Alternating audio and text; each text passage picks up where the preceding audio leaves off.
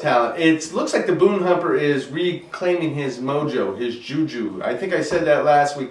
This guy, he picks something off the waiver wire, he plugs it in, and that player goes on and outdoes his projections and helps him win games.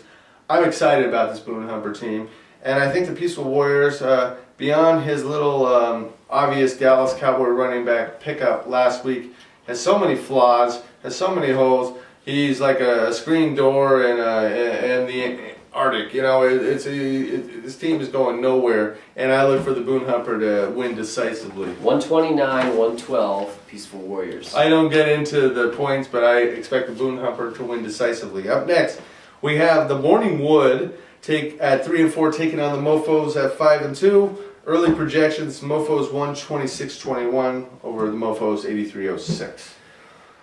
Well, I think the bye week's hitting somebody here, and probably not a good time. Yeah.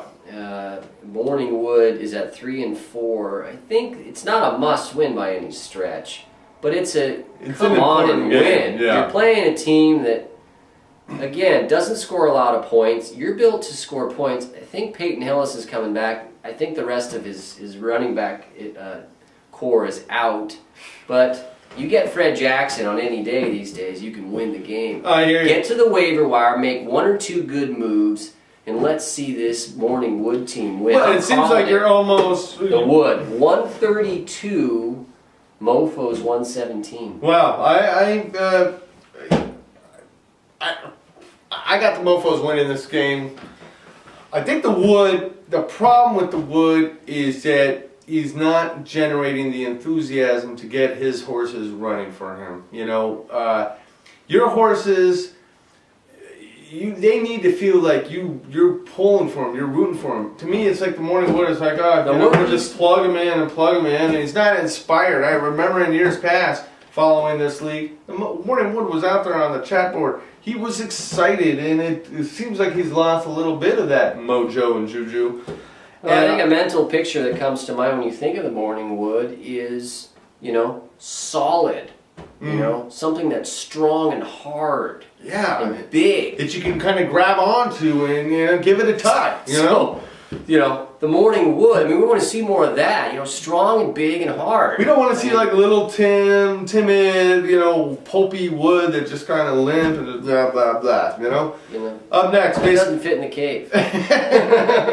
It certainly doesn't. You can't even get it in. Mason Keith Colby at 5-2 taking on the Fire Spitting Jimmies at 2-5. This game, you think it doesn't have implications or ramifications, but I know that there's a story underneath the game, a rivalry between the Jimmies and Keith Colby, and both of these managers really want this. Well, I think we talked about this off camera, that Mason Keith Colby has now become the villain of this league. Fire Spitting Jimmies have held that seat for 3 years. They've been quiet this year for the most part. When they started losing. Mason Keith Colby, through his various channels of communication, has become that villain in the league. The most hated man in the FLF, but he's winning. So he commands respect right now. Mason Keith Colby could hand Fire Spitting Jimmies the loss that ends their season to go to 2-6. That's not a guy that the Fire Spitting Jimmies want to lose to. I'm going with the Jimmies again this week. Wow. I looked like a fool last week picking them again here to beat Colby. They had a little Patriot fall off, and we see what they're made of again. Yeah, no, the projections are 136.70 to 130.82, and I believe both lineups are pretty much maxed out. You're not going to see a major change in those point productions.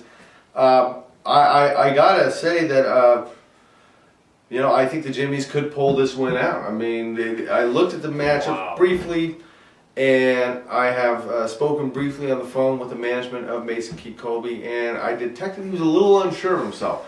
And if a manager isn't sure of his horses, then they don't know how they're going to run. They get confused, and then all of a sudden, your running back is supposed to project 20 points, gives you 5. Well, I think it'll be interesting to see how Mason Keith Colby responds to, the tongue lashing on the message board.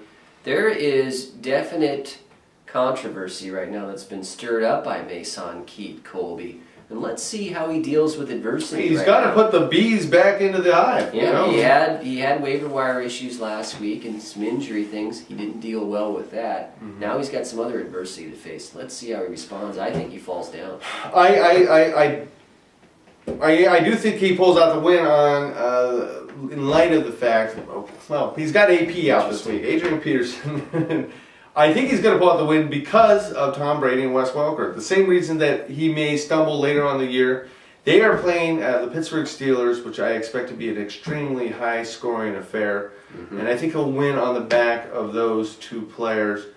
I just think that the fire-spinning Jimmies, when you go 0-3, your train is going downhill, and no matter what you do to try to stop it, it just can't happen. Everybody, we've been told by production team, we got to wrap it up in a minute. We already talked about... we got Redonkulous and the Goods. You know, I'm going with Redonkulous again. I think they're going to win their second game. Projected 137 over 81 for the Goods. Goods could become the Bads again. Dr. Dick 6-1 over Lunches for Wimps 3-4. I think this is my upset special. I think Lunches for Wimps is going to pull out a Horrible win. pick. Lunches for Wimps has everyone on bye. There's no chance here. Dr. Dick, though the bye week Blues, they're going to beat them by a lot. The Rollers versus the King. 5-2 over 2-5. 106-79 to 117-112. The King. The King. This is it. We're calling the King your upset special I right think here. the Rollers are going to pull it out. Listen up, everybody. We're going to have a new section next week, but we need your help. It's called Ask Bud. Yes, we Ask want you Bud. to get on the chat board and ask a question. Anything you want. It could be league related. Obviously, we prefer that. But if you have some personal questions about your announcers, we'll try to answer you. We'll answer them right here on the show during the Ask Bud segment. That'll be posted out on the message board. Get your questions out there. Hey, almost. It's been a heck of a lot of fun, and keep on fantasying, people, because this is gonna be a good week. Thanks, I think. Bud. Thank you.